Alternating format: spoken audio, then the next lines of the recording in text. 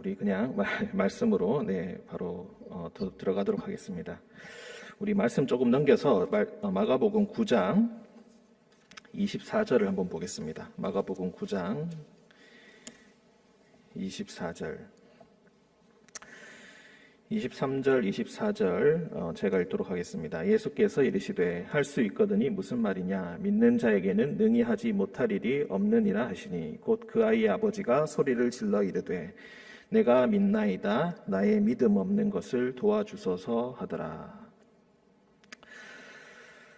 오늘 사실 말씀의 출발은 바로 이 말씀에 있습니다. 9장 24절에 보시면은 간질에 걸린 아이가 예수님을 찾아왔을 때 예수님은 변화산에 올라가 계셨고 변화산 밑에서 그의 제자들을 만나게 됩니다. 그 제자들을 만나서 우리 아이 좀 고쳐주십시오. 우리 아이가 도저히 고쳐줄 사람이 없어서 이 애가 언제 어디서 죽게 될지 모르겠습니다 하고 찾아왔을 때 제자들은 그 아이들을 고치지 못합니다.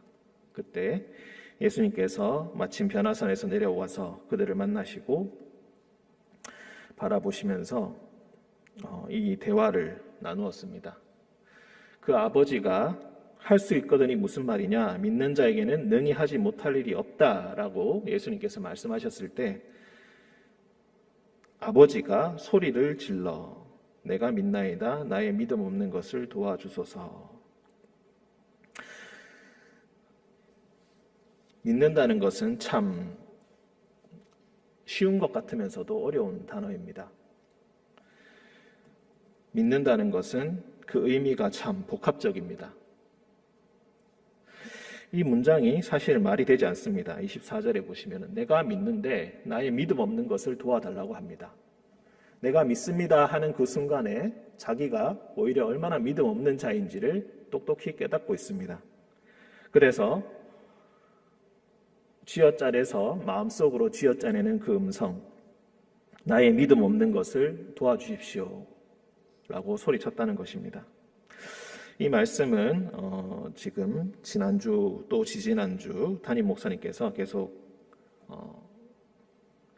설교의 말씀으로 지금 설교하고 계시는 그 본문입니다. 이 말씀을 읽으면서 처음에는 저도 이 본문으로 예전에 설교를 한 적이 있는데 처음에는 그 아버지의 그 마음을 아주 가슴 아프게 느꼈던 그런 이야기를 드렸던 바가 있습니다. 이 아버지의 마음이 얼마나 아팠을까. 아이가 멀쩡히 돌아다니다가 갑자기 불과 물에 뛰어들고 한시라도 눈을 떼면은 어떻게 될지 모르는 상황에서 수많은 사람들을 데리고 생업을 포기하고 그 아이를 데리고 그 아이 한번 고쳐보겠다고 수없이 다녀봤는데 아무도 그를 고치지 못했습니다. 드디어 고칠 수 있는 임자를 만나서 예수님을 만나서 이제 고침을 받게 되는데 믿는 자에게는 능히 하지 못할 일이 없다. 그 말을 듣는 순간 없던 믿음도 쥐어짜내서 예수님 앞에 내가 믿습니다. 내가 믿습니다. 내가 믿음 없는 것을 당신이 알고 있으니 나의 믿음 없는 것을 도와주십시오. 그런 마음으로 했음을 우리가 느낄 수가 있습니다. 그런데 지난주에 말씀을 들으면서 또 한 가지 생각이 났던 것이 어떤 것이었냐면은 이 믿음 없다는 것은 또 무엇을 의미할 것인가? 믿는다는 것이 무엇인지 우리가 정의하기가 어렵다면은 이 믿음 없다는 것은 도대체 어떤 것을 의미하는가? 그래서 믿음 없다는 것이 어떤 것을 의미하느냐 해서 이제 우리가 그 의미를 찾을 때에 어떻게 찾느냐면은 우선 범위를 줄이는 것입니다. 성경 전체에서 믿지 않는다라는 이 단어가 굉장히 많이 나오기 때문에 우선은 이 마가복음의 이야기 안에서 예수님의 이야기 안에서 믿음 없는 것이 도대체 무엇을 의미하는가? 여기서 믿음 없다라는 것은 명사입니다. 아피스티아라는 명사인데 이 명사가 찾아보면은 마가복음에 딱 3번이 나오게 됩니다. 그래서 이 3번 나오는 이 단어를 찾아가면서 말씀을 찾아가면서 마가복음 안에서 그리고 예수님께서 이 믿음 없다는 것을 어떻게 이야기하고 계신지 한번 보도록 하겠습니다. 먼저 제일 첫 번째 나오는 그 믿음 없다라는 것이 바로 6장 6절에 나옵니다. 6장 6절 상반절에 보시면은 그들이 믿지 않음을 이상히 여기셨다.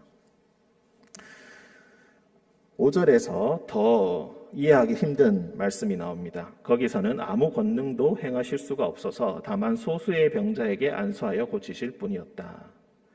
그래서 그 이유가 무엇인가? 그들이 믿지 않았기 때문이다.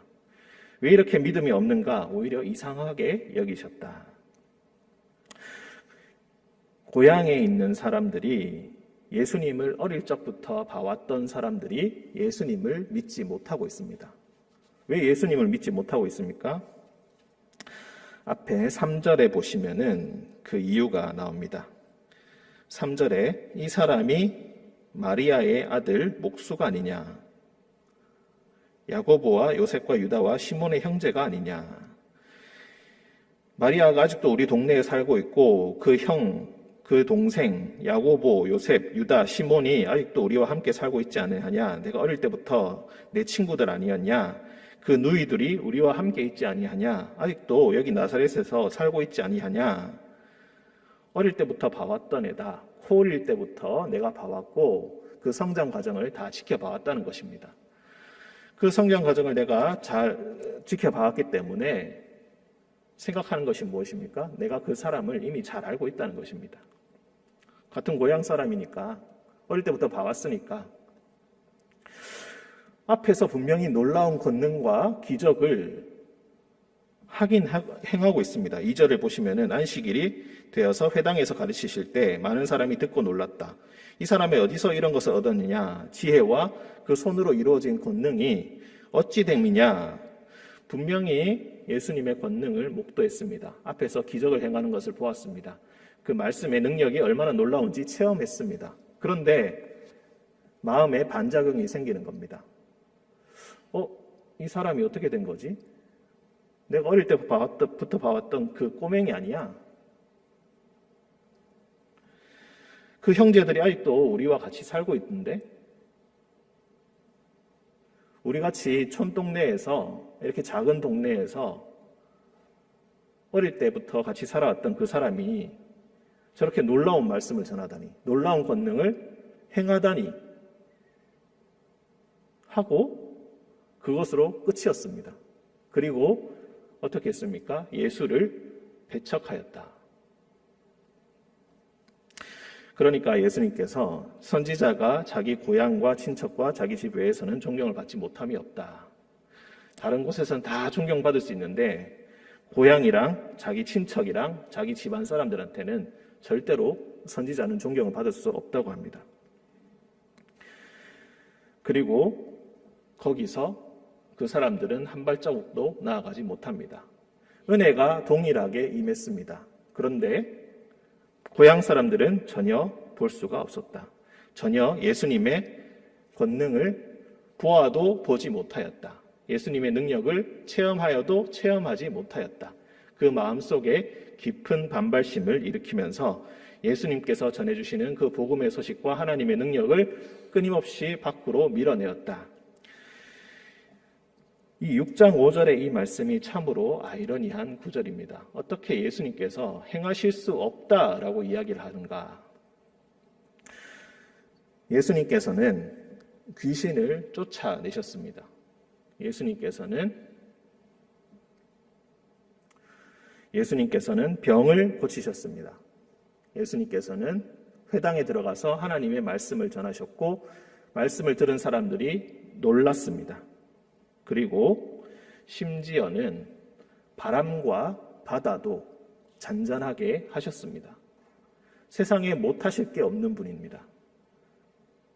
그런데 어떻게 예수님께서 딱 행하실 수 없다, 권능을 행하실 수 없는 곳이 있는데 그곳이 바로 믿지 않는 사람. 예수님을 믿지 않는 사람에게는 권능을 행하실 수가 없다. 마음속으로 예수님의 소식을 받아들이고 하나님의 뜻을 받아들이고 그 뜻에 따르겠다고 마음먹지 않는 사람에게는 아무리 권능을 행하고 말씀을 전해도 그 마음속에는 그 사람에게는 예수님께서는 아무 능력을 행하실 수 없다라는 것입니다. 정말로 아무것도 하실 수 없었을까? 이 말씀이 우리에게 살짝 거부감을 주기도 합니다. 왜 이런 약한 모습을 보이셨을까? 설득을 해서라도 하실 수 있지 않았을까? 혹은 강제로라도 능력을 통해서 하실 수 있지 않았을까? 하지만 여기서 우리는 또한 하나님의 뜻을 발견하게 됩니다. 하나님의 뜻이란 자연도 다스리시고 귀신도 다스리고 병도 다스리시는 분이지만 그 사람의 뜻을 스스로 하나님께서 생기를 불어넣어서 만드신 사람을 하나님께서 극진히 존중하신다는 것입니다. 믿지 않는 사람에게는 손을 댈 수 없을 만큼 그를 존중하시고 그를 인정해 주신다. 그래서 그 사람에게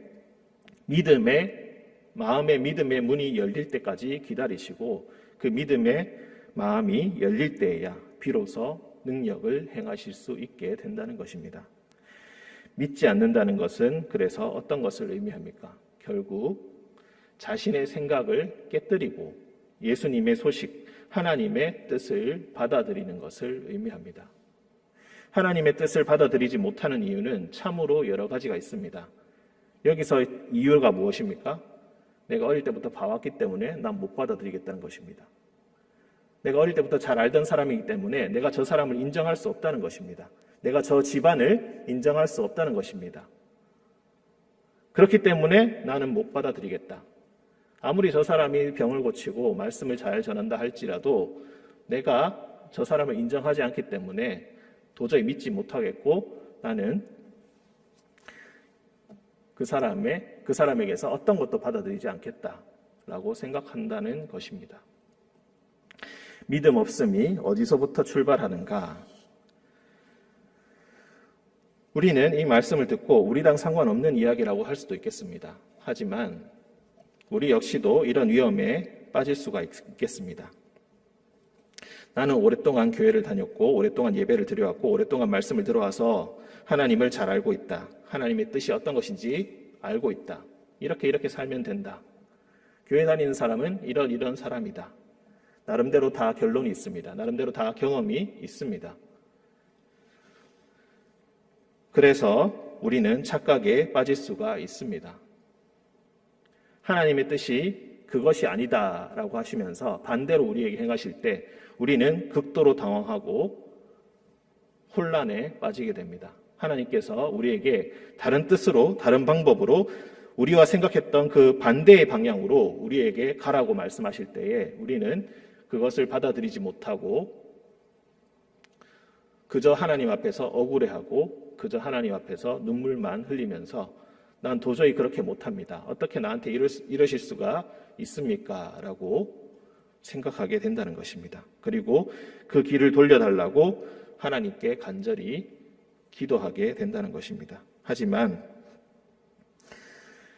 오히려 그 모든 행동들이 어쩌면은 믿음 없는 행동이 될 수도 있다. 내가 가진 생각을 고수하면서 내가 가진 생각을 가지고 고집을 부리면서 다른 사람을 인정하지 못하고 고집을 부린다면은 그것은 결국 예수님 앞에서 믿음 없음을 인정하게 되는 것이고 예수님께서는 그런 사람들에게는 아무런 권능을 행하실 수가 없습니다. 먼저 세 번째로 가겠습니다. 마가복음 16장 14절.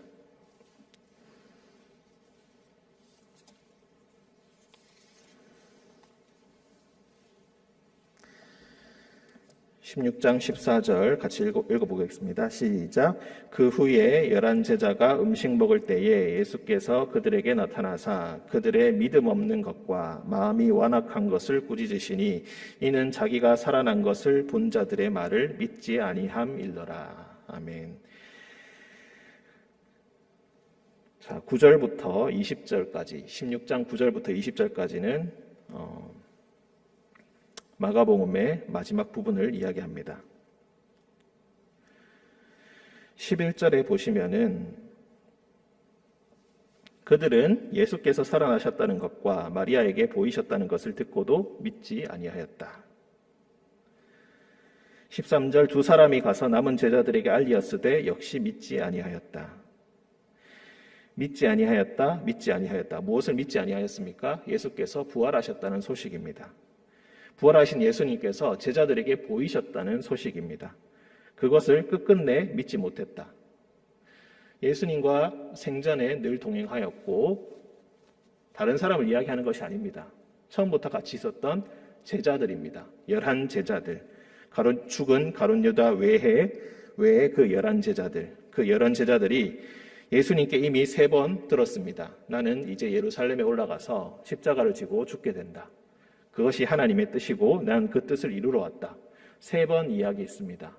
그런데 예수님께서 막상 십자가에서 돌아가시니까 제자들은 모두 다 흩어져 버렸고 예수님께서 다시 부활하셨다는 소식이 들려왔을 때 믿지 못할 사람들에게 소식이 전해진 것도 아닙니다. 막달라 마리아와 그동안 같이 예수님을 따라다녔던 사람들이 예수께서 다시 살아나셨다. 그리고 나한테 나타나셨다.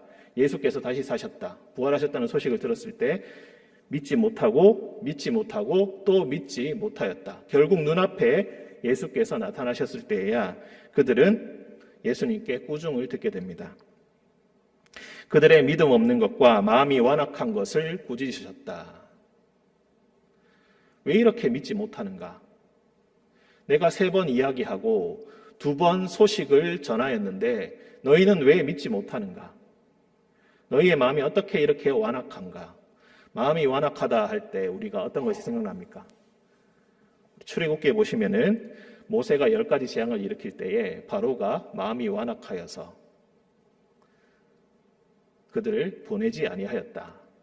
그것을 체험하고도 그 기적을 체험하고도 밖에서는 백성들이 물을 못 마시고 각종 개구리와 질병으로 인하여서 죽어나가고 고통받고 있는 그 현장을 보면서도 그 재앙이 없어지자마자 그 효력이 없어지자마자 그 괴로움이 사라지자마자 바로 믿지 아니하고 이제 없어졌나 보다. 그러니 못 보내겠다.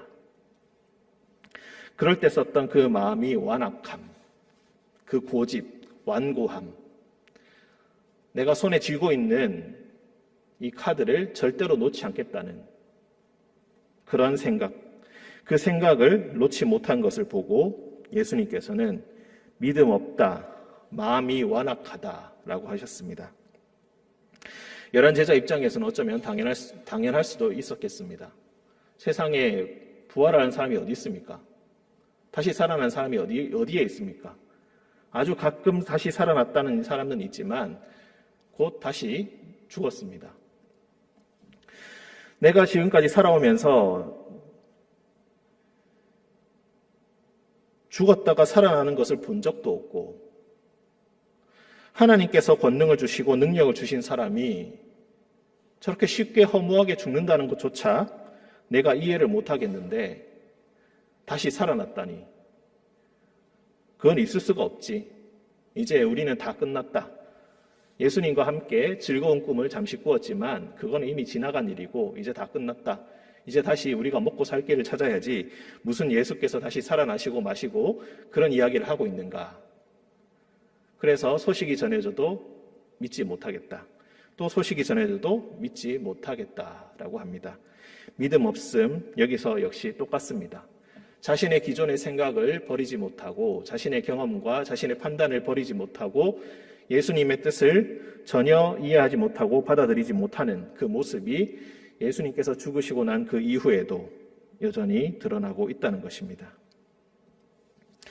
믿지 못함은 여전히 우리의 고집된 생각을 버리지 못하는 것, 그것입니다. 다시 이제 마지막으로 세 번째 나오는 본문이 오늘 조금 전에 읽었던 9장 24절의 말씀입니다.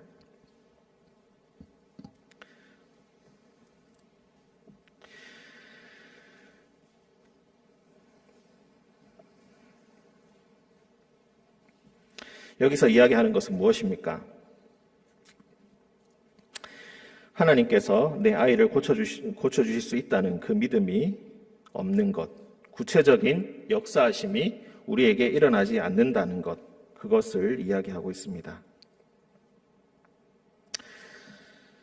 수없이 많은 사람들을 찾아다녔지만 아무도 고치지 못했습니다. 수없이 병을 고친다는 명성을 가진 의사들과 예언자들을 찾아다녔지만 막상 찾아가 보니 전부 다 거짓이었습니다. 한 사람도 제대로 고칠 수 있는 사람이 없었다는 것입니다. 온 세상에 거짓만 가득하다는 것을 알게 됐습니다. 거짓으로 얻어진 명성만 가득하다는 것을 알게 됐습니다. 어쩌면은 거짓으로 얻어진 명성이 아니라 진짜라 할지라도 그 진짜인 명성이 나에게는 아무런 소용이 없다는 것을 알게 됐다는 것을 의미합니다. 결국 나는 하나님의 은혜를 받을 자격이 없는 자, 하나님께서 지으신 고통에서 이 고통에서 벗어날 수 없는 자, 아들을 버리지 못하고 아들을 몹시 사랑하지만 이제는 조금은 지쳐버린 그 아버지 그 마음, 진짜를 본 적이 없으니 어떻게 믿겠습니까? 진짜가 세상에 존재하지 않는데 어떻게 내가 진짜가 있다고 믿을 수가 있겠습니까? 유명한 사람이 많고 그 제자라고 칭하는 사람들이 그렇게 세상에 많은데 진짜는 하나도 없습니다. 그러니 어쩌면은 이 아이의 아버지는 거짓이라도 바랬을지도 모르겠습니다. 이 아이에게 희망이 있다. 네가 어떻게 하면 고쳐질 것이다. 네가 이렇게 하면은 반드시 고쳐질 수 있게 될 것이다. 거짓된 희망이라도, 희망 고문이라도 좋으니 어쩌면은 거짓으로라도 위로의 말이라도 좀 해주었으면 좋겠다라고 생각할 수가 있었을 것입니다. 하지만 예수님께서는 바로 직선으로 믿는 자에게는 하지 못할 일이 없다라고 말씀하시면서 그를 고칩니다. 우리가 여기서 잘 생각해 볼 것이 있습니다. 26절에 보시면은 귀신을 쫓아내고 났을 때에 아이가 경련을 일으키게 하고 귀신이 소리 지르면서 아이로 경련을 일으키게 하고 나가니 그 아이가 죽은 것 같이 되었다라고 했습니다. 그래서 사람들이 보고 제가 낳은 것이 아니라 죽었구나. 그런데 예수님께서 손을 잡아서 일으키시니까 다시 일어섰다라는 것입니다. 우리는 이 아이의 모습에서 또 볼 수 있는 것이 어떤 것이냐면은 바로 예수님 자신의 모습을 볼 수가 있습니다. 예수님께서 십자가에 달리셨을 때 어떻게 외쳤습니까? 나의 아버지여, 나의 아버지여, 어찌하여 나를 버리셨나이까? 그리고 십자가에서 죽으심을 당했습니다. 그리고 무덤에 들어갔습니다. 그때까지는 많은 사람들이 그가 죽었다, 그가 죽은 것 같이 보였다. 하지만 하나님께서 3일이 지난 후에 그의 손을 잡아서 일으키시니 그는 부활을 하게 되었습니다. 나의 아버지여, 나의 아버지여, 어찌하여 나를 버리셨나이까? 하나님께서는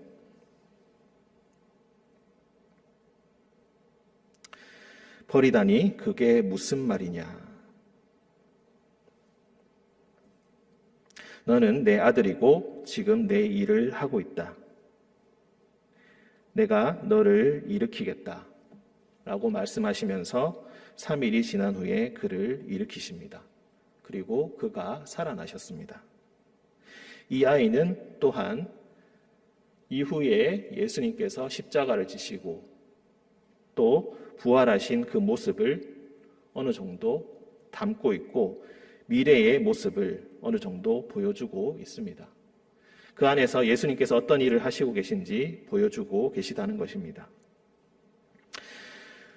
마지막 우리 29절 이르시되 기도 외에 다른 것으로는 이런 종류가 나갈 수 없느니라. 자, 여기서 이런 종류가 어떤 것입니까? 이런 종류라는 것은 당연히 25절에 나오는 것처럼 말 못하고 못 듣는 귀신일 것이고 그 아이를 괴롭히고 있는 간지를 일으키는 귀신을 이야기하는 것입니다. 기도 외에 다른 것으로는 이런 종류가 나갈 수 없다라고 이야기합니다.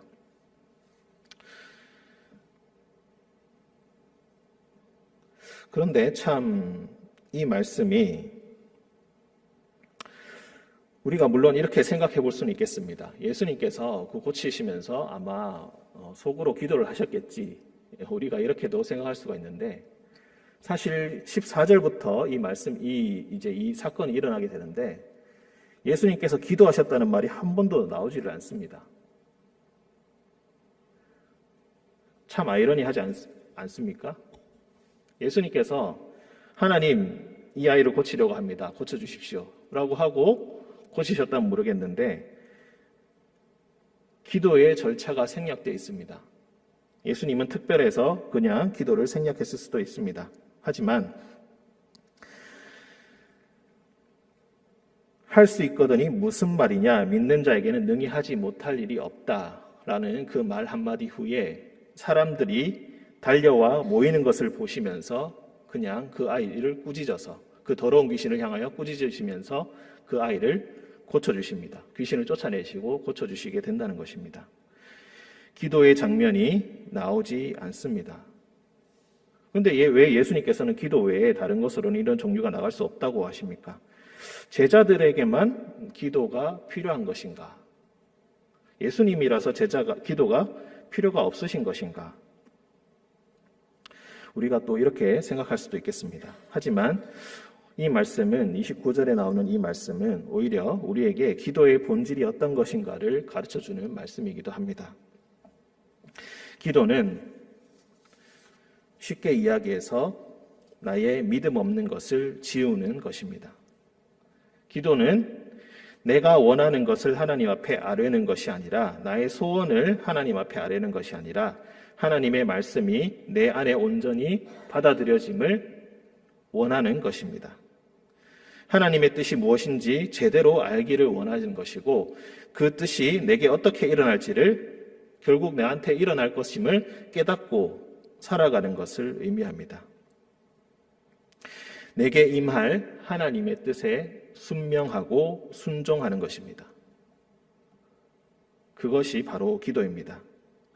우리가 흔히 이야기하는 그 기도의 행위, 두 손을 모으는 행위, 하나님을 부르는 행위, 하나님께 내가 원하는 것을 아뢰는 그 행위 자체가 기도의 본질이 아니라 결국 기도의 본질은 하나님의 뜻을 받아들이고 하나님의 뜻을 굳게 믿는 것을 의미합니다. 할 수 있거든이 무슨 말이냐? 믿는 자에게는 능히 하지 못할 일이 없다. 바로 이것이 기도입니다. 하나님의 뜻에 내가 다가가고 있는가? 내가 그의 뜻을 정말 제대로 알고 있는가? 내가 정말로 그의 뜻에 제대로 살아가고 있는가? 이것을 점검하는 것이 바로 기도입니다. 그래서 성숙한 기도자는 나의 말이 점점 사라집니다. 하나님의 뜻을 아는데 그리고 하나님의 뜻을 깨닫는데 온 신경을 집중하게 됩니다. 삶의 기쁨과 고통 그리고 수많은 사건들 속에서 나의 기존의 선입견들과 편견들이 모두 다 깨어지고 내가 가지고 있던 고집스러운 생각들이 모두 다 깨어지고 하나님의 뜻만이 내 삶 속에 더 깊숙하게 들어오기를 바라고 기다리는 것입니다.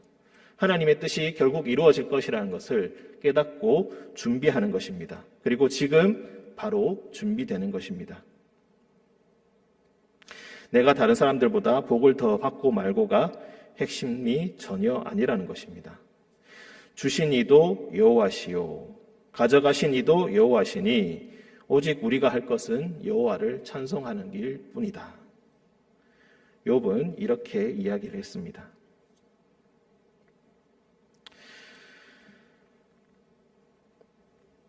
늘 확인하는 것은 바로 이것입니다. 너는 예수님의 말씀을 제대로 듣고 있는가? 너는 예수님의 뜻을 제대로 알고 있는가?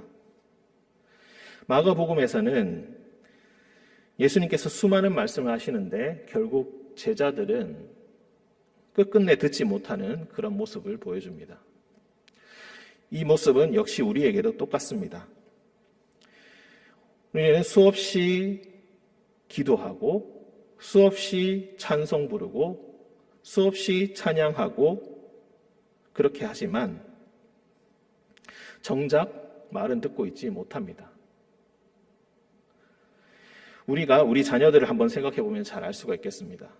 우리 자녀들에게 무슨 말을 했을 때 자녀들이 잘 듣습니까? 정말 안 듣죠? 내가 그렇게 말하고 또 말했는데 결국 안 듣네? 그리고 자녀들은 눈을 동그랗게 뜨고 대답합니다. 언제 그런 말 했냐고. 언제 나한테 그런 말 했냐고. 난 그런 말 들은 적이 없다고. 그렇게 이야기합니다. 눈에 보일 때마다 얘기했는데 듣고 있지 못하다는 것입니다. 하나님께서는 어쩌면 우리에게 똑같은 말씀을 하고 계신지도 모릅니다. 내가 그렇게 이야기하고 또 이야기하고 또 이야기했는데 왜 듣지도 않고 기억도 못하고 있느냐? 내 말을 들을 생각은 있냐? 그런데 돈이 필요하고 배가 고프고 필요한 게 생기면은 달려와서 달라고 손을 내민다는 것입니다. 너 내 말 기억하고 있냐? 너 내가 이렇게 하라고 한 거 생각하고 있냐고. 그런 거 필요 없고 빨리 지금 필요하니까 빨리 달라고 그렇게 이야기합니다. 우리의 자녀들에 대해서는 내 말을 듣지 않는다고, 때로는 우리 배우자들에 대해서 내 말을 들어주지 않는다고 그렇게 불평을 하고 그렇게 화가 나고 마음속에 억울함이 쌓여 있는데 막상 하나님께 대해서는 우리가 똑같은 행동을 하고 있지는 않은가? 성경의 66권의 이 말씀이 우리에게 책으로 주어져 있고 주일마다 와서 듣고 수요일에도 듣고 유튜브 들어가면은 설교자들이 그렇게 많은데 너 정말로 내 뜻을 알고 있느냐? 그렇게 묻는다면은 하나님께서 지금 우리 앞에 나타나셔서 그렇게 물으신다면 우리는 어떻게 대답하겠습니까? 베드로도 실패했고 야고보도 실패했고 요한도 실패했습니다. 예수님께서 부활하셨다 소식 들었을 때 믿지 않았다. 사람이 어떻게 다시 살아나냐? 내가 저 사람 어릴 때부터 봤는데 내가 저 사람 어떻게 선지자로 인정하겠냐? 내가 코 흘릴 때부터 내가 봤는데 아기 때부터 봤는데 저 사람 말이 아무리 권능이 있다 할지라도 난 저 사람 말 못 믿는다. 내가 자존심이 상해서 내가 저 사람 뜻을 따르지는 못하겠다. 그렇게 하고 있다는 것입니다. 우리는 믿음이란 것을 단순히 심리적인 작용으로 착각할 때가 많이 있습니다. 그래서 항상 측정하려고 합니다. 측정되지 못하는 것을 측정하려고 합니다. 내 믿음이 얼마나 더 강한가? 내가 다른 사람과 비교했을 때 내 믿음이 얼마나 더 센가? 더 확고한가? 위기의 상황에 처했을 때 내가 얼마나 더 믿음의 마음을 가지고 견고하게 행할 수가 있는가? 하지만 사실 우리는 이 아이의 아버지처럼 정말로 삶의 위기의 순간에서는 그것이 무의미하다는 것을 깨닫게 됩니다. 내가 믿습니다. 나의 믿음 없는 것을 도와주십시오. 내가 믿는다고 소리칠 때마다 오히려 내가 얼마나 믿음이 없는지만 더 깨닫게 되는 그런 아이러니만 겪게 된다는 것입니다. 그러니 우리는 하나님의 말씀을 듣는다는 것을 다시 생각해야 합니다. 예배에 와서 설교를 잘 듣는 것도 중요합니다. 성경을 여러 번 읽는 것도 중요합니다. 하지만 우리는 진정으로 읽고 있는가, 진정으로 듣고 있는가, 진정 관심을 가지고 그것을 보고 있는가, 거기에 대해서는 아무도 자신이 없습니다. 성경을 매독했다고는 얘기할 수 있지만 하나님의 말씀을 들었는가라고 물었을 때 우리는 여전히 대답할 자신이 없습니다. 그러니 우리가 가지고 있는 그 허울과 그 모든 껍데기들은 결국 하나님 앞에서는 아무런 소용이 없다는 것을 기억해야 합니다. 그것이 쓸모없다고 이야기하는 것이 아닙니다. 그것도 몹시 중요합니다. 많이 읽는 것이 중요하고 횟수도 아주 중요합니다. 하지만 결국에는 그것이 본질적인 것은 아니다라는 것을 깨달아야 합니다. 하나님 앞에서 우리가 필요한 것이 있을 때 나와 기도하는 것은 너무나 당연한 일입니다. 필요한 것이 있는데 어찌 기도하지 않겠습니까? 사람은 늘 필요한 것이 있습니다. 배가 고프면 먹을 것이 필요하고 추우면 입을 것이 필요합니다. 그것을 기도하는 것이 잘못되었다고 이야기하는 것이 아닙니다. 다만 그것이 결코 본질은 아니라는 것을 의미합니다. 우리가 먼저 하나님의 말씀을 잘 들어야 합니다. 잠언에 이런 말씀이 있습니다. 사라 28장 9절의 말씀, 사람이 귀를 돌려 율법을 듣지 아니하면 그의 기도도 가증하니라. 율법이라는 것은 하나님의 가르침, 지혜의 가르침을 이야기합니다. 하나님께서 말씀하시는 것을 제대로 듣지 않고 귀를 돌리고 있다가 그에게 하나님께 기도한다는 것은 그의 기도가 가증하다고 이야기합니다. 그의 기도를 듣지 않으신다라고 이야기하지는 않습니다. 다만 그의 기도가 가증스럽다라고 말씀하십니다.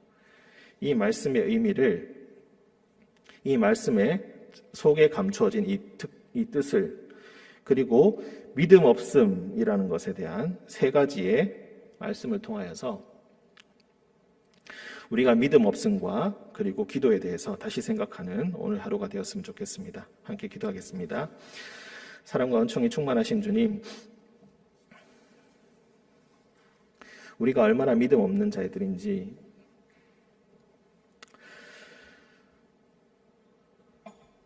때때로 마음이 두렵고 떨리기만 합니다. 주님, 우리는 주님의 존전의 앞에 나아가지 못하고 주변을 돌아보며 주변과 비교하며 그저 믿음의 본질이 무엇인지 생각하지 아니하고 내가 남보다 조금 더 낫다고, 내가 그것을 잘 알고 있다고 그렇게 생각하면서 늘 하나님께 다가가지 못하고 다른 것에 다가가고 있지는 않은지 주님 앞에 회개합니다. 주님, 우리의 연약함과 부족함을 주님께서 용서하시고 할 수 있거든이 무슨 말이냐, 믿는 자에게는 하지 못할 일이 없다라고 하신 예수님의 말씀을 굳게 붙들게 하시고 오직 하나님께 대한 믿음으로 우리의 시선을 하나님께 고정하고 진정 믿음으로 주님 앞에 나아갈 수 있는 우리 모두가 되게 하여 주옵소서. 우리의 기도의 부족함 역시 잘 알고 있습니다. 우리의 연약함 잘 알고 있습니다. 주님, 먼저 주님의 말씀을 듣게 하시고 깨닫게 하시고 끊임없이 사모하게 하셔서 그 지혜의 말씀을 우리 속에 넣어주시고 우리의 영에 넣어주시고 그 말씀이 우리 안에 체화되는 하나님의 사람으로 다시 거듭나는 우리 모두가 되게 하여 주옵소서. 주님께서 우리와 늘 동행하여 주심을 믿으며 거룩하신 예수님의 이름으로 기도드립니다. 아멘.